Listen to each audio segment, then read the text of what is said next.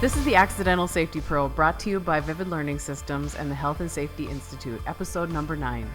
My name is Jill James, Vivid's Chief Safety Officer, and today I'm joined by Carolina, who is Senior Assistant to the Director of Safety and Security in the digital animation and production industry in California, specifically Pixar Animation Studios. Carolina, welcome to the podcast. Thank you so much, Jill. Looking forward to it. This is so fun to have you here today, and we think about, the digital animation and production industry, specifically Pixar, and maybe everyone who's listening is thinking, safety in that industry? Like, what does that even mean? All I can think of right now are Buzz and Woody, And so maybe before we get into your story about how you accidentally became a safety professional, let's maybe paint a picture for our audience of what the industry looks like by way of just like your physical location. I've been there, I've been on your campus, but maybe kind of walk our audience through where your employees work and sort of what sort of hazards they have. Sure, absolutely. We are a studio of about 1,400 employees.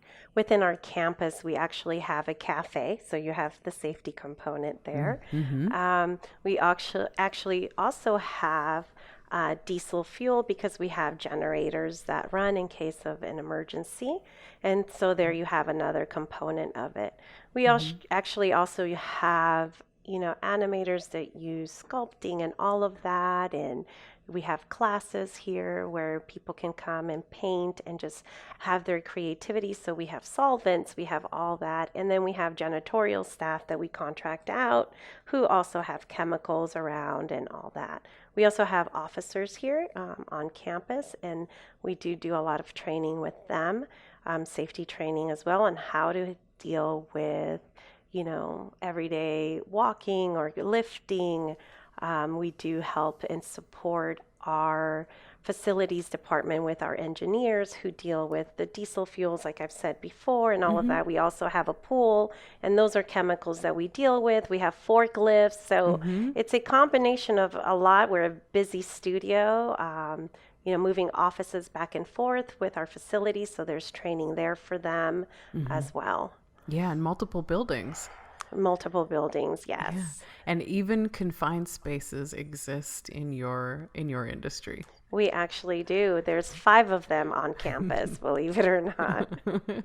Right. It's a beautiful campus. And yes, you do get to see Buzz and Woody and other characters as well as you move about the campus. But, more importantly, is the safety of all of those employees who are there. And that's a lot of employees on a campus. And I always think about campuses as like little cities, essentially having many of the same types of hazards that exist in small towns and small cities. You kind of have a little bit of everything. So it becomes a really big job for safety professionals.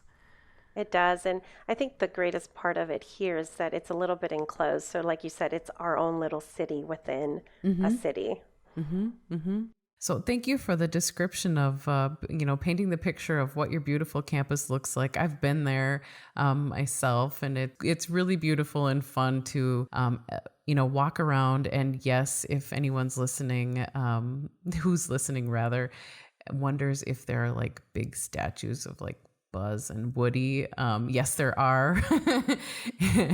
And I remember seeing all of your Oscars in an area where employees have their breaks and things, which is pretty cool to be able to see that on your beautiful campus.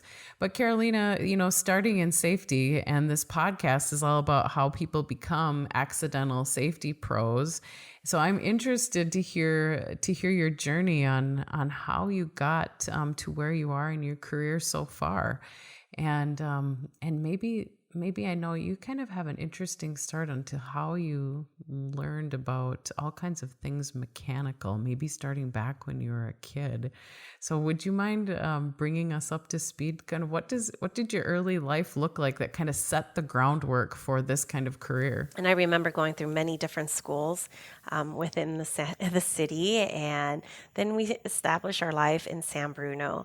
Prior to that, though, my dad always worked on cars, and I'm the oldest of three. So instead of my brother, who's the baby, helping him out with passing out the tools and stuff like that, I was the one sitting there while he was fixing the car, handing him the tools. And that's how I started learning a lot about the mechanical component. Then in high school, I decided that I did not want to do like home ec and all of that. I actually wanted to take auto shop because I thought it would be fun and different. So I did, and I was probably one of the few females in auto shop, but I loved it. It was super cool. Then I could relate it to helping my dad out with the car and everything. So auto shop was it, and that's where the mechanical component started kicking in. And I needed a job, right? So I'm like, I finished high school. My dad bought me a 1972 Camaro, which was my favorite car of all times. Wow, right? Yeah. That sounds And pretty fun. right. No AC, rolling down the windows. But my dad taught me how to maintain it, how to check my oil. He always wanted to have me be independent in case I ever got stranded somewhere. I knew how to change a tire or try to assess what's going on with the car. And with auto shop, I learned all that because at that time, the vehicles were simple. There wasn't all this electronical stuff that vehicles currently have. So that was cool. So then I'm all like, I need a job. And then I tried to be a server at this senior home. And I remember it was like, man, this is hard work.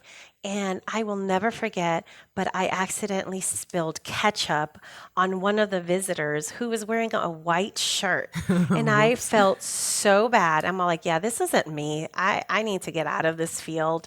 So I started looking, and I remember Jiffy Lube, the oil changer place, was looking for someone work the register. And I'm all like, you know what? That sounds like a cool, easy job. So I applied, and I was working the front, but I was really intrigued by the pit. I'm all like, okay, what's going on in the pit? And of course, the person that's working the pit, they're full of oil, they're dirty. And I'm all like, that is super cool. I want to work the pit. Won't matter if you spill ketchup there. Yeah, exactly. So, at that time, the owner was like, no, girls should not be working in the pit. I'm all like, why not? It's changing oil. That's not difficult. But of course, I was hired to work the front or the register, so that didn't happen. But I always asked questions. It got me a chance to actually go into the pit and look at things. So that was really cool. And then from there, I was like, okay, what am I going to do with life? And I thought I was going to become an airplane mechanic. So again, we go back to this Back to mechanical, yeah. Back to mechanical. And I remember, I told my parents, they're like, okay, you're going to school, you don't have to work. I'm all like, perfect. And I was I had to take this electronic class, and I was all excited. I walk in, I'm the only female, and we're ready to build our first ohm meter. I was like, yes, this is wow. super cool. Cool. So I put my own meter together, it works and everything. And then I was like, okay, I'm going to love this class. And the next week, because it was only once a week, I went back in, and now we started talking mathematical, how to trace from the beginning to end the electrical current. And I was like, oh my gosh, what am I doing? This is not working hands-on with an airplane. Why do I need to know about electronical component, which I am like, it was like a foreign language. And you'd already done that. Yeah. And I was like, yeah, I don't think this is for me. And, and I'm like, I'm just going to take general ed. My parents were super supportive as long as I kept going to school or trying to have a plan, and I started taking my general ed. I became friends with this guy at school, and he was actually he was taking the fire classes because he wanted to be a firefighter. So he's like, you know what? You should actually see if you want to become a firefighter. Why don't you just come to my class one day and see what it's like? Excellent. I'm like, you know what? Why not? So I did, and I fell in love. um, I was like, this is it. This is what I want to do. I knew I had it in me to always help for some reason. And, it seemed like a very rewarding career. Plus, of course, there's not too many females. So I was like, this is a great challenge for me. And I think I can totally do it. And I fell in love. And, I finished my fire classes and the fire academy. And it was great. I became certified as an EMT, so we had that medical component in there Wonderful. too. And I did that, and I tried to apply, but this was like in the mid '90s where it was difficult. I mean, you had Hard to get like a job. yes, you had about 5,000 applicants to hiring that a certain city was doing. That's how demanding it was. Right. So, meanwhile, I was like, what am I going to do? I still need to work, figure that out. And I had a friend that worked for the city of Menlo Park and asked, hey, my aunt is looking for rec leaders for the summer. Do you want to work it? I'm all like, yeah, I like kids. Why not? It paid good for the summer while I was trying to become a firefighter. And so that found me, actually, that job. And fell in love with working with kids. It was nice and rewarding. Safety came into play with that because we had to course. make sure that, we had a safety plan for evacuations, carry our first aid kits, and all of that. So I was exposed to that a little bit at the time. And, the director asked me to stay on. The rec director asked me to stay on, and I did because I still was looking for a job. And from there, I stayed with the city of Menlo Park and I worked with kids. I realized that the fire field was going to be definitely hard to get into, A little but bit it of a was wait. a little bit of a wait. But I fell in love with working with kids. And I realized, yes, I can't be a firefighter anymore, but this is still rewarding. And I did that. So I stayed with the city for many years and I worked my way up, ran an after school program in summer camps, and that was a lot of fun. And again, you had to do fire drills, you had to make sure that, everything was safe for the kids because we had kinder through eighth grade, I believe. Sure. And, safety was in there too, And you were using So your EMT skills occasionally, I bet, as well. yes. So we all had to get CPR and first aid certified and all that good stuff. So, it was just really fun and intriguing, but I needed a change. And the police department was hiring an admin assistant for the commander. So I applied and I got the job and I worked for the police department for almost 10 years there. And within that, I ended up my actually commander at the time, she's one of the few female commanders within that area. And her background was emergency management. And that's where I got into it even more. She was not only my boss, but my mentor. And because of her, I really fell in love with the emergency management component, of, fire drills, making sure we are all prepared, training our city staff and all of that. So I did that and I fell in love with it. And I was loving what I was doing. So after that, a years back, like maybe a year, 2 years, 3 years ago or so, I was asked to work for HR. Our human resource department needed help. So I said, of course, Still within the city. within the city, yeah. And I said, sure, why not? And I helped them out. And that's where I learned, more of the safety component because we Yeah. had someone from an outside agency come in and do all of our safety checks within. So we had public works, we had, of course, we had the police department, we had childcare centers within, we had the rec department, which had pool, we had a few pools there. We had classes running in and out. And so Multiple it was work exposures. multiples. Yeah. Yeah. And I always remember seeing the gentleman that would come out and do inspections and tell us, hey, you're out of compliance here. And I'm like, gosh, okay, this is kind of cool. And then I got involved with helping out with workers' comp. So that was fun. And it was a great exposure to that. So then I had to help set up safety meetings and stuff like that, but I wasn't fully involved. But I was a little bit exposed to that. And, before you know it, there was an opportunity that came, and I heard Pixar was hiring, and, they needed a senior assistant in the security realm. And I'm all like, you know what? This is kind of different and cool. I think I've done everything I needed to do. I was very grateful in my career path with the city and the police department, but I wanted more. I wanted to be enriched even more so.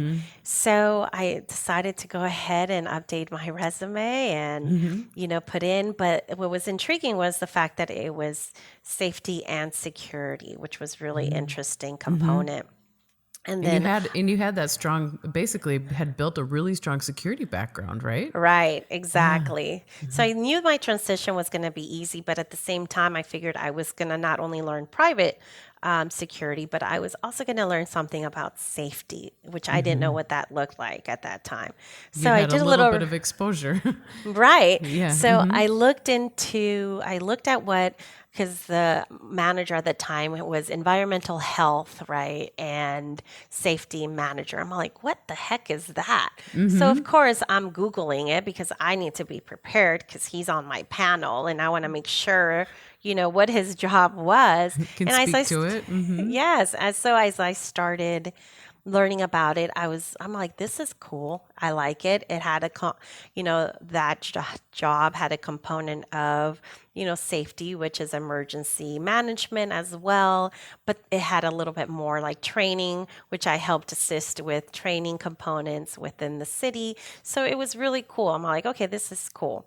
And I ended up getting the job. So, I was excited. I didn't realize how lucky I was that I actually was working for Pixar because it was very hard. It's hard to get into. So I Yeah, I was can like, okay, imagine. yeah. I'm like, wow, I'm super honored. So I built a great relationship. With the environmental health and safety manager. I learned so much from him. He was amazing. And I kept asking him questions. I'm like, I want to learn your job. What does it mean? What are you doing? And he did. He was really a great teacher in a sense and mentor. And I said, maybe one day I might want to, do what you do. Because I knew I didn't want to stay just as a senior assistant. Not like there's nothing wrong with it, but just seeing like this whole other component in the world. And, protecting our employees. I thought Please. that was awesome.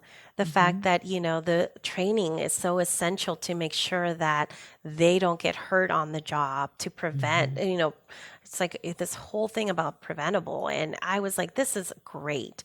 So that's how I started even falling more into it and, learning about OSHA regulations and all of that. And then he ended up leaving and went on a whole new venture for himself. So then he suggested things that I should take on to our supervisor at the time when it came to safety. And that's how I was given the safety component. So that was my safety hat. I was not only the senior assistant to the director, but now I'm doing the safety component too. Wow. And fell in love. And, he had great resources like yourself, with Vivid training and all of that. And I'm all like, I'm going to reach out because I don't know. Where am I going? The fact that the foundation was laid out was really nice and easy. It's just maintaining it from there on, right? Right, So, right. Well, you had built a really great foundation for yourself, Carolina, with all of the work that you had been doing, in your previous job with the city and all the different departments and exposures. You really were building a great exposure list, from workers' compensation to the security piece to some of the medical management pieces and the emergency action things that you were doing. You were really gearing yourself up to step into this role. And so I think by the time you and I met, and you had accidentally came into that job, which really wasn't an accident because, I know you didn't plan your path, but look at all the great things you had done to be able to get to the role that you're in right now. exactly. It's been really fun to help where I can with your journey at Pixar. Thank you.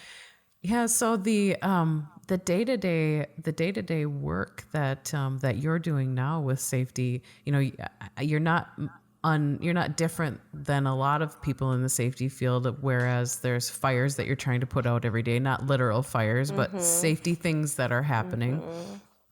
How has that transition been looking for you in terms of like how are you able to work through those fires every day and kind of what resources are you reaching out to?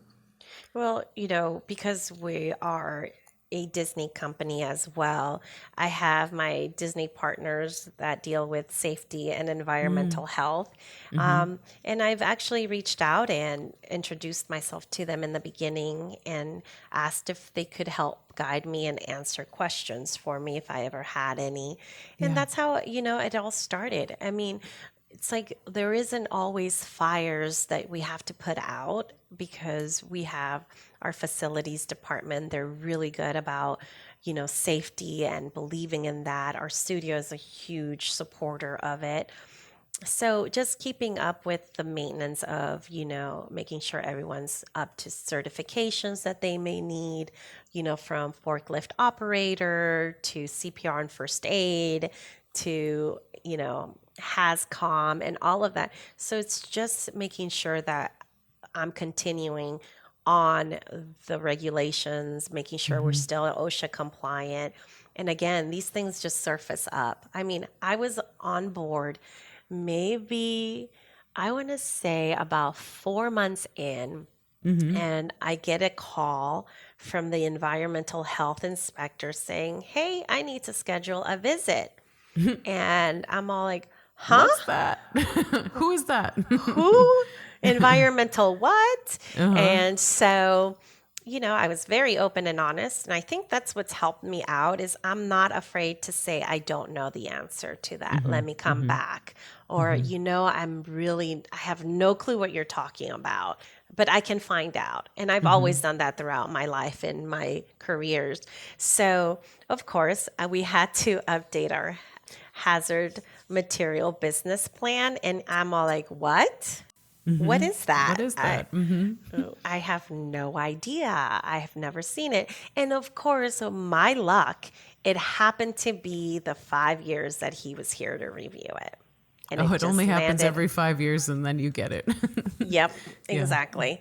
So I'm all like, crap, okay, I'll just get it together. I ended up finding it because the previous manager for environmental health, he had everything together. So it was easy, and as well as my previous director. So I've got the information and I was ready to go. And I swear to you, I was like, as we were walking through, because he's looking at everything, right? Making sure, where we had hazard materials and all of that. And then he mentioned SPCC. I'm all like, what the What's hell that? is that? Uh-huh. And he's like, you Another do have, acronym. yeah, he's like, you do have your SPCC plan ready to go for me to review. I'm like, I'm sure. Yeah, I was like total confident about it. I knew we had it. I just didn't know where. So I will never forget. I'm texting my director. I'm all like, SPCC, huh? With like a question mark. And he's like, huh, we got to figure this. So as we're walking, I'm Googling SPCC. What does that mean? And then I'm all like, oh my God, the spill prevention, blah, blah. I'm all like, You know. I think Yeah. I've seen this binder Yes. Uh-huh. somewhere. So that's where I ended up learning a lot about the environmental health component, which was really awesome to learn. And of course, you're dealing with hazardous material. I had fire background, so I was It able made to sense. it made sense. So I was like, this is so cool. So he was super cool and understanding when I said, hey, you're gonna have to like walk me through this whole thing, and I will make the corrections that we need to make and everything. So it worked out, and we are in compliance now. So that was something that I was like, yay, it's been Right. accomplished. So so many of us, when we are in our safety jobs, no matter where it is and no matter how many times we've changed work, sometimes we walk into these organizations where there's nothing with safety Mm-hmm. and nothing's been done, and we're creating things from the ground up. And other times we're walking into someone else's work, Mm-hmm. but we don't have the benefit of having had like a tour essentially of what that work was to be able to step into it, which is, what your situation was. Right. There was a foundation, but you didn't really know where to unearth it. Mm-hmm. Because Right. it wasn't presented to you in a way, but you've managed to figure it out. You were mentioning before the resources that you've built, and you've reached out to Disney, but you've also reached out to other organizations and other governmental bodies as you're trying to educate yourself and Mm-hmm. continually training yourself. One of our other podcast guests, Dr. Todd Lusheen, said in a session that we did together that your net worth is your net work. And Hmm. that really stuck with me. And as I'm listening to you, I'm thinking how you've been building your network of people to reach out to Mm-hmm. continue educating yourself. And you've not been afraid to reach out to other governmental regulatory bodies. Rather, California has a lot of regulations, sometimes different than the rest of the country, oftentimes leading the rest of the country. But maybe could you share, Carolina, how you've reached out to some of those other governmental bodies? Because I think a lot of people have a fear of doing that, but you've had Mm-hmm. success. I have, I knew that CAL-OSHA is different than Fed-OSHA. So I decided to just Google CAL-OSHA, and Google has been like a friend of mine. And Hmm. it looks like CAL-OSHA offers amazing free training Hmm. for, new people getting into the field of, all of that. And I was like, you know what? I'm going to start taking like the original, like the beginning classes of, okay, what is environmental? What are OSHA requirements in Hmm. California? And with the support of my director, which I'm blessed to have, I've been going to these trainings because there's so many resources out there. It's just looking for them. And Yeah. then when you go to these classes, you're dealing with, of course, people that they're running other type of different businesses, but at the end of the day, I realize that it's what's best in the safety of the workers. And that's Hmm. the main goal. So, OSHA, that has been a huge, huge help. Also, reaching out to you as far as what kind of, which background what do I need a certificate? What? And, taking OSHA 10 has really helped to open Hmm. up my eyes. And then I can relate. I love the fact that I'm a hands on person already. So knowing that what I'm doing now makes sense when I'm taking my OSHA 10. It's like I Hmm. can relate what I'm learning in the classroom per se versus what I'm actually doing Hmm. hands on. And that's been essential. You guys have been an awesome resource. And, there's just so much out there. And I'm not afraid to call our environmental health inspector and say, hey, you know, did I do this right? Is this okay? Right. And there's nothing but so much help out there. And I asked him, do I need to be certified, to be like have environmental health under me? He's like, no, how you got into it is basically how we've all gotten into it. That's affirming. Wonderful. Yes, Hmm. exactly. So Hmm. yeah. Hmm. Yeah, I think it's just so important for anyone starting out in safety, particularly to not be afraid to reach out to those regulatory bodies. I think Mm-hmm. people fear it because they think, well, now we're going to get inspected. Somebody's going to Mm-hmm. come looking around because now I've maybe admitted I don't know as much as I should, and that's really an urban myth. I mean, governmental regulatory bodies have to have probable cause to come and do inspections, and asking for help is not one of those reasons. So, for anyone listening, I Correct. encourage you to, follow along with follow follow Carolina's advice and reach out and help teach yourself. I think that's great. I know one of the other things that you've worked on since you've been with Pixar is really building relationships internally with some of particularly your department heads. Can you maybe Hmm. talk about how you've been doing that to be able to advance the work that you've been doing with Yeah, workplace safety? absolutely. I think you said it in one of your podcasts that you did, where you have to build a great relationship with those that are going to help you succeed in safety. And to go in there as being a regulatory, I'm telling you this is what has to be done, so we're doing it. It's building a trust with them. And I Mm-hmm. think just since I've been here and my work ethics has already built started building that trust since I've been here, and I'm almost 2 years on, Mm-hmm. that they trust me enough to know, okay, if we're doing this, there's a reason behind why we're doing it. And again, super supportive. Safety always comes first in our studio. So I have to say, I'm really lucky to have that type of relationship. And my director also has a great relationship with management and all of that.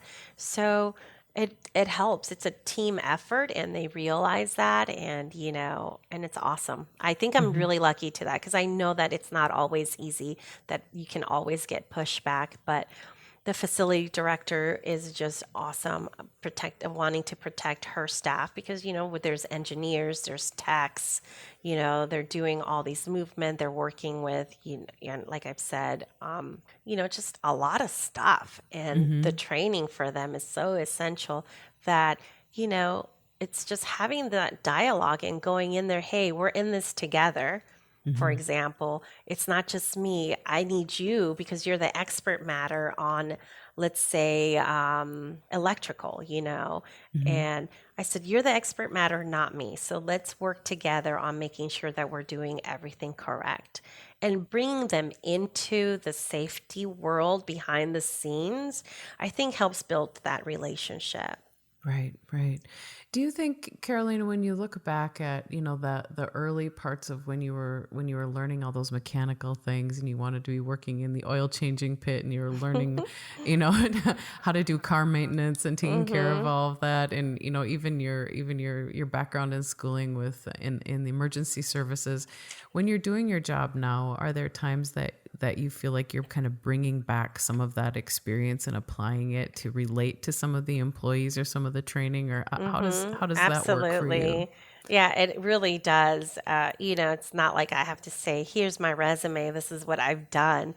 I think it's when I've asked the questions when you ask the right questions with someone that deals with, for example, our generators, because, it's just amazing equipment, right? But you Mm-hmm. still Mm-hmm. have the same mechanical components that some cars have. Mm-hmm. So asking the right questions, they're like, "Oh, okay. She actually has some knowledge when it Mm-hmm. comes to that."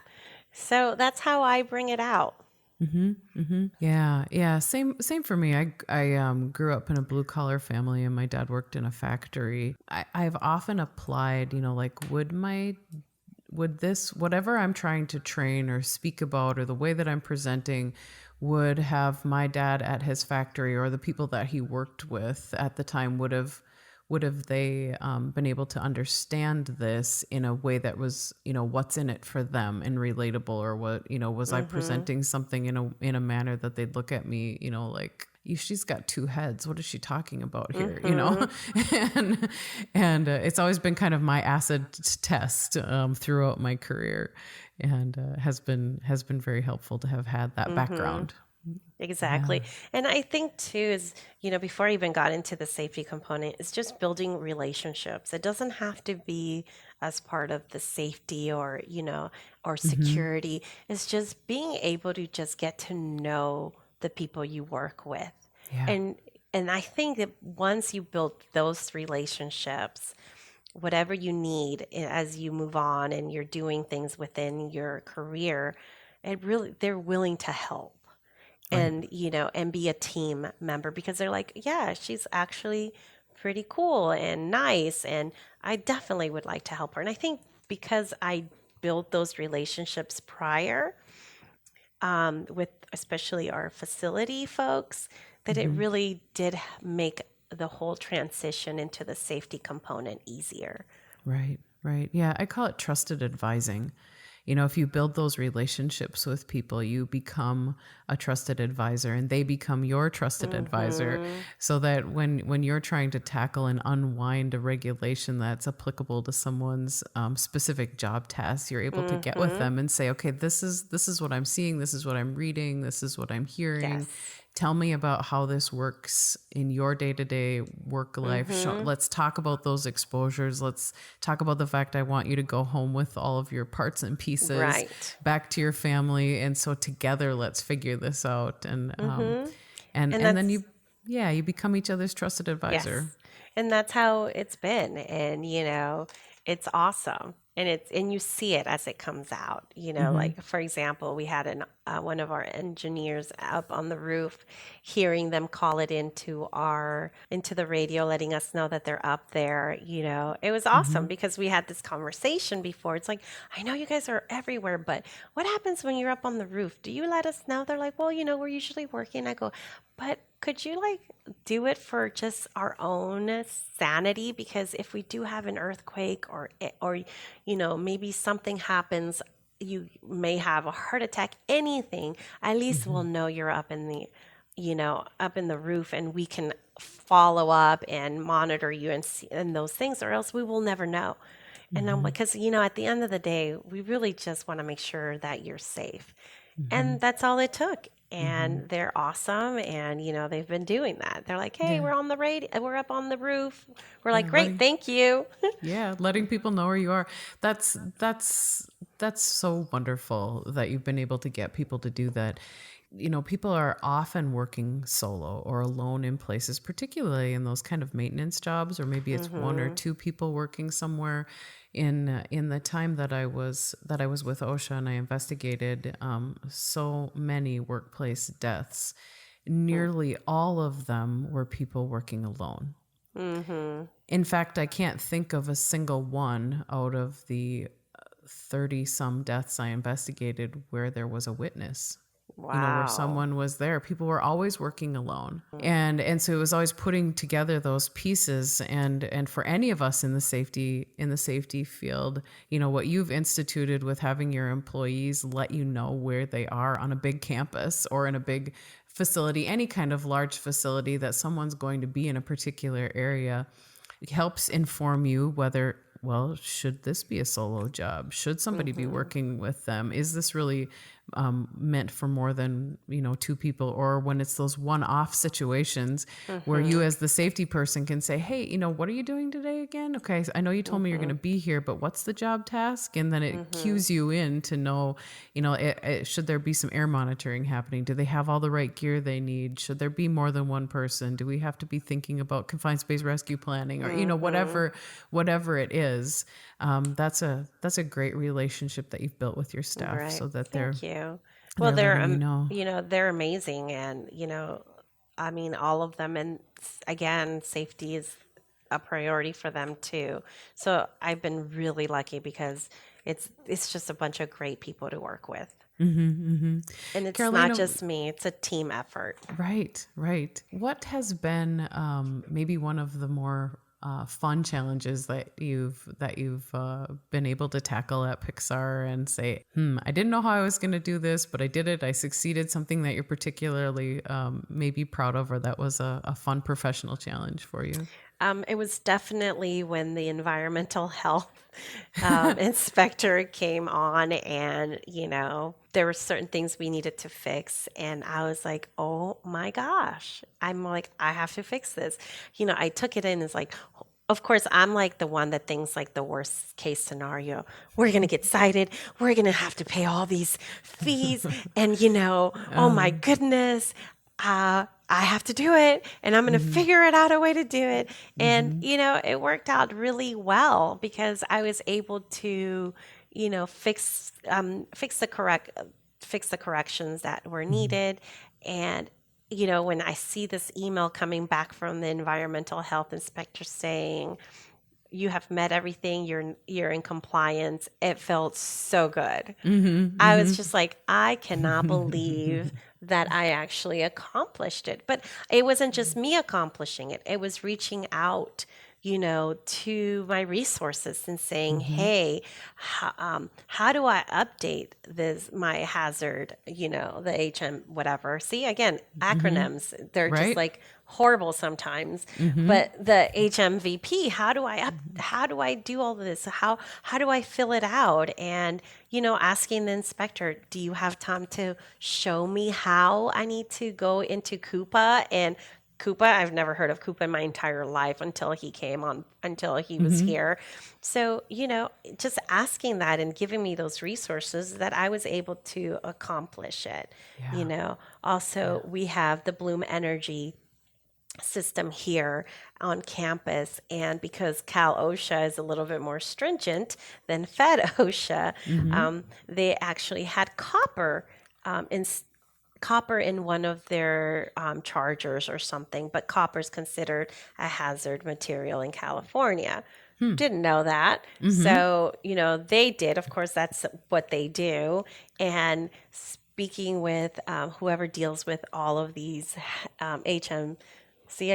HMVPs, Mm-hmm. we built a great relationship. I connected with him. He's like, I do these all the time. Let me help you. Here's how you have to go through it. And then I was able to do it on my own. That's a great success story, and it's the work ethic that every employer wants. The how you're digging into these things and figuring it out, and you're talking about safety. But Carolina, you have learned a lot about environmental as well, which often Mm-hmm. is which is often another avenue that safety people end up having under their purview as well. So many of us are self-taught in the environmental, and unless of course you went to college for that and maybe know a little bit more about it, but it's often a part of the safety practice that those of us who accidentally got into it didn't know we were going to have to get so dangerously knowledgeable or Mm-hmm. very I know. knowledgeable in that. um, I, I uh, I was remembering a story that you had told me about when filming was taking place on one of Mm. Pixar's latest. I think maybe was it Coco. I'm not exactly sure. And you needed to do something with set safety, and this Yes. was also a first time adventure for you with set safety. So do you want to talk about like how did you Sure. approach that one? Well, apparently we have a motion caption studio here on Mm-hmm. campus, and someone said, "Oh yeah, we're going to be doing some filming in the mocap." I'm all like, "Mocap? Huh? Mm-hmm. What the heck is that?" And then I was educated by it. I'm like, "Oh, Yeah. that's pretty cool." But this is where I learned about, say having a safety person on set. Mm-hmm. And I'm all like, oh, shoot, we have to have a safety talk. They need to know about things. And then I started putting two and two together. Now, Fast and the Furious is one of my favorite movies in the world. And there was so many things in there. And then it just hit me. I was like, oh my gosh, there must have been a safety person on Right. set Exactly. to make sure that everyone's lifting the ladders correctly, making sure they're not too close to the fire, whatever, wearing fire retardant. I was like, Mm-hmm. oh, it was like an epiphany. It just like my mind just blew up, and I was like, this is craziness, Mm-hmm. but exciting at the same time, not Mm-hmm. realizing that also that's part of safety, Right. Right. dealing. And then I reached out to you and I said, oh my goodness, how do we get a safety person out there? What do we do? And again, of course, it's having that confidence. And I think sometimes I question it, Mm-hmm. could I do Mm-hmm. it? But wait, I actually do, because it's just all about how to lift things correctly, Mm-hmm. making Mm-hmm. sure we have enough fire extinguishers in case, teaching people that are working on the sets where our fire extinguishers are. I'm like, Mm-hmm. okay, wait, this is all making sense to me Yeah, now. it's hazard recognition skills no matter where Hmm. you are, whether you're No on a motion matter. capture set or you're in a power plant or you're in Hmm. your cafeteria. It's Yes, all identifying the exactly. hazards. Mm-hmm. Right. So we were able to go ahead and, create might add another fire. I mean, we just fixed the little things where it came to the safety component. Because at the end of the day, if you're looking at a set and you see any trip hazards, you correct them, or, and then you give them a talk about, hey, if there's a fire alarm, here's your exit routes, things like that. So that was actually pretty cool to say Sure. I learned how to do that. Right, yeah. And so for the people listening, you're wondering what motion capture is, and I'm, not an expert in this, but we have people who do motion capture for the training that we produce at Vivid Learning Systems. It's essentially people acting things out with specific electrical, it's probably not electrical, but components on their bodies where the film is able to pick it up, and maybe they're animating it later. And so they're acting things out. So if you can imagine, Carolina, you may have people that were climbing on ladders, or maybe they were standing at heights, or they were jumping off of something that would, later turn into some piece in an animated film. You're looking at those kind of hazards, and you're looking at electrical hazards with all the electrical components and cables and cords that are going to cameras and lights and all of that business, making sure that you didn't have things were grounded properly, and you didn't have trip hazards and all of that business. Yes, so exactly. Congratulations on figuring that out too. I think did your name end up being in the credits for that film for safety as well? For this smoke up, no, it has not been yet, but no, not at all. It'll happen. It takes a while. You're still young in this part of the job, but when I go to movies now and I'm sit around and at the end and you're watching the credits and you're reading everything, you do get to see safety and the people who have the safety jobs on those film sets. And so it's just another piece of the safety profession is really literally everywhere. That human beings are working. I'm often asked, like, Jill, who does safety apply to? It's every work environment. It's everywhere that human beings work. We all have different degrees of hazards that people are exposed to, and our work applies to all of them, which is so great and enriching, and gives us so many opportunities and places to work in our profession. Yeah, and you actually bring it home with you too, because I've noticed that I'm like, okay, this is crazy. I'm like walking around my apartment complex and I see like this total violation. I'm all like, why are they running electricity from this place to that?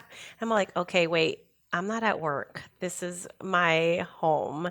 And of course, I went to the manager. I'm like, you need to really check because someone's using an extension cord that shouldn't be used for outdoors. And I'm all like, whoa, what the heck? It's hilarious. I do the same thing. I think we'd be hard pressed to find a safety professional that doesn't bring it home. It's just to what degree, but I do the same thing. I was at my CrossFit gym this morning and I noticed that an electrical cord was like hanging out of the outlet a little bit. And when they do that, it can build heat. And my eye is tracked to see that stuff, and so I'm getting a drink of water, but I see this cord and I stick it back in the outlet and tighten it up. I'm not telling anybody that I'm correcting a hazard at the gym, but you just see these things and you do it because it's how we're wired now to be able to do that. Exactly. Oh, that's great. So do your kids think that, Mom, what is the safety business, and does it spill into their lives as well? And are they thinking you're a weird mom like my son thinks I'm weird? Oh, I think they always thought I was weird only because, working in a police department, right. I've made them aware of things. And, so I would always come home with stories so they could learn from them and things like that. So they've always thought I was weird when it came to that. I remember when my daughter started school in San Francisco, and I'm like, oh my gosh, my daughter's in downtown San Francisco, and she's going to this school that's in a building. And I'm all like, hey, do they have an emergency evacuation plan? And are you aware of it? She looked at me like, what? I said, I'm just saying, if there's an earthquake in San Francisco, do you know what you need to do? Because Right. there's not going to be BART. We have BART as our transportation, which is a train. I said, all Right. that's gone. You can't cross the bridge. That's the only way you're going to get to me. I said, does school have a plan? And she's like, not that I'm aware of. I was like, can you ask? She goes, no. What am I going to look like asking, Mom? Really? I'm like, then Mm-hmm. I'm going to ask. She's like, no, please don't. Don't embarrass me, Mom. Mm-hmm. But you ask, So right? I sure as heck did. That's right. Me too. Say I've asked the same question every year school starts, and I'm walking through the building with my child trying to find, where the classrooms are and all of that stuff, and at the same time I'm asking him to notice his exits. Now, when we're Yes. in this, yeah, right. So you've done this too. Oh So my gosh, yes. if there's a fire, if there's a violent incident, if there's a chemical release, I live in the middle of the country, so I don't have to worry about earthquakes like you do. But we're identifying exits, and I'm talking to him about his emergency plan and where the gathering space is going to Mm-hmm. be, and all of that. And he's gotten used to it, but his eyes certainly roll. He was recently with his friends at a Panic at the Disco concert. Mm, I big giant venue they were at, and mm-hmm. I had said to him in the morning before he left, I said, I want you to remember situational awareness when you get Mm-hmm. to that venue. And he looks at me, and he knows what those terms mean because he's Yes. my child, and he Right. says, "Okay, Mom," rolls his eyes. And I get a text from him right before the concert's starting. He sends me a picture of the stage, and he says, "I have my merchandise. I've got my concert T-shirts. My 2 exits are identified." And I'm I like, love that. I'm like, this is my child. But It is it's so cute. and it's not that we're raising our kids to be fearful. We're raising them to be prepared. Right. And I think that that can be sort of, people in safety, or who talk about safety, or who worked, in law Mm-hmm. enforcement, like you have. It's like, oh, if we talk about this, we're just going to drum up fear in people. Mm-hmm. But it's so not that. It's so Right. how to be prepared. It's so that it becomes part of your daily life, to just kind of bake this into how you walk through the world, Mm-hmm. and Absolutely. how you're preparing yourself to stay Yes. safe. And the incidents that happen nationwide is also another. Our kids are all about social media and Yeah. everything. The Las Vegas shooting. I mean, that was an eye awakening, I think, for the entire nation. And Mm-hmm. even for the this generation of going to concerts and things like that. Mm-hmm. Something that we've always preached to our kids, make sure your exit signs, do not get too front. Make sure that you're able to access, don't forget where your car is. Those things Mm-hmm. that you instill in them, when they Mm-hmm. go out and they actually see something horrific as that incident, then they relate it and they're like, well, this is what Mom was saying. Now Yeah. I understand why she was saying what she was Yeah. saying. And it's okay to have those conversations. Yeah, You it know what is. I do? It's so funny because my daughter goes to concerts too, but it's with a group of friends. When they're all sitting down together planning the next day, I sit there and they don't know it, but I actually give them a safety talk. I'm all like, do not go in front of the stage because you're going to be, if anything happens, you're not going to be able to get out. Blah, blah, Mm-hmm. blah, blah. And they're Mm-hmm. like, yeah, okay, great, thanks. I Yeah. appreciate that. But they don't even realize it. Right. Yeah. Makes sense to them. I do these little, well, I guess maybe pop quizzes with the family, right? And I live in a state where the Mall of America is, giant mall. Mm-hmm. And I was with my mother there, maybe 2 years ago. And I said, let's just stop for a second in one of these halls. And we stood against the wall. And I said, I'd like you to find 2 exits right now that are not the way that we came in. That it's Mm-hmm. not the stairs, it's not the elevator. Show me 2 exits. And she starts Mm-hmm. looking around, and she said, oh, I see them. I see them over there, and I see them over there. And I said, right, but when we're going through our life in these really big places, we're not necessarily noticing where those signs are, because it's not the same way that we came in. And it's not the normal traffic pattern, but they exist everywhere. We just have to Mm-hmm. tune our eyes to be able to look for those things, and then give yourself permission that if there is an emergency for any reason, that it's okay to go through those doors. It might not be the ones that people are using all the time, but they'll always lead you out.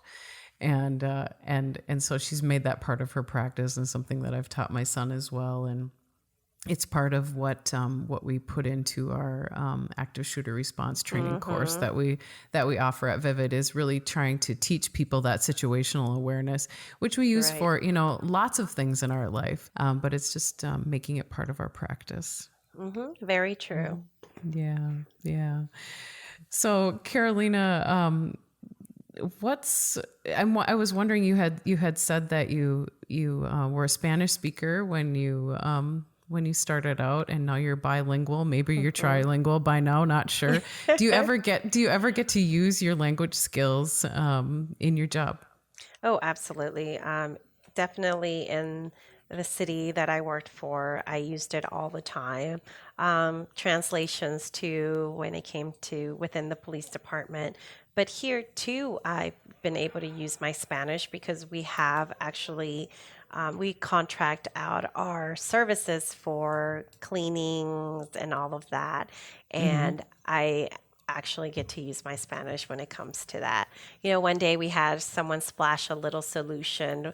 I think it was detergent solution in their eye, and I was able to, translate into Spanish because they were more comfortable speaking Spanish than English, and I was able to do that. So I love every time I have the opportunity to continue to practice my Spanish, even though now I feel like Spanish is my second language. I mean, it's like so weird.